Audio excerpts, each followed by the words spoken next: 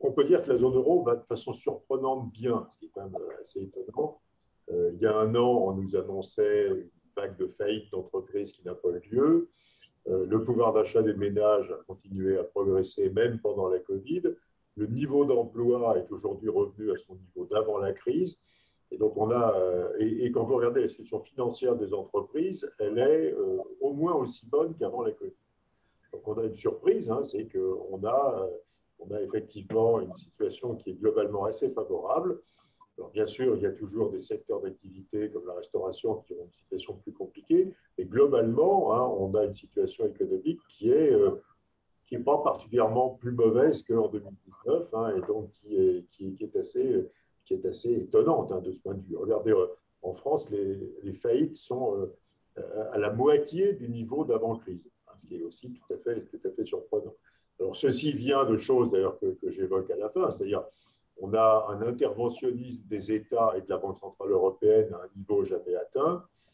Les déficits publics ont explosé en 2020 et en 2021. Ils ont été financés par la Banque centrale européenne, hein, donc de facto par la création monétaire, hein, puisque les dettes émises étaient immédiatement rachetées par la BCE.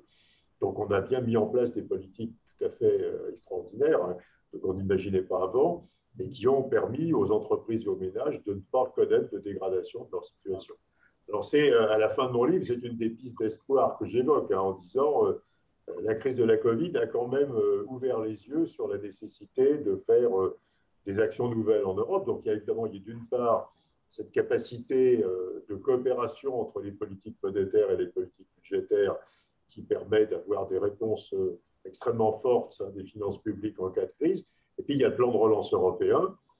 C'est évidemment certains critiquent en disant qu'il est trop petit, qu'il n'est pas définitif, hein, c'est simplement pour les 3 prochaines années. C'est quand même 750 milliards d'euros, plutôt bien investis et plutôt concentrés sur les pays qui en ont le plus besoin. Vous savez que l'Italie va recevoir beaucoup plus d'argent que la France ou l'Allemagne, par exemple. Et donc, c'est vraiment de la solidarité, hein, quand vous faites quelque chose qui est au niveau fédéral et que ces investissements sont ensuite concentrés sur les régions les plus en difficulté. Vous voyez, vous êtes dans une logique de solidarité et plus du tout dans la logique de proportionnalité qu'on avait avant, c'est-à-dire où on recevait chacun en fonction de la taille du pays et pas de nature différente. C'est la même chose pour les interventions de la BCE. Hein, le programme d'achat de la BCE qui a été mis en place pendant la crise est un programme qui permet à la BCE de pondérer comme elle veut les achats dans les différents pays, alors qu'avant, elle devait acheter au prorata de la taille des pays, techniquement du poids des pays dans le capital de la BCE, ce qui revient au même. Donc, on a créé de la flexibilité et de la solidarité, hein, puisqu'on peut concentrer les efforts sur les pays qui en ont le plus besoin.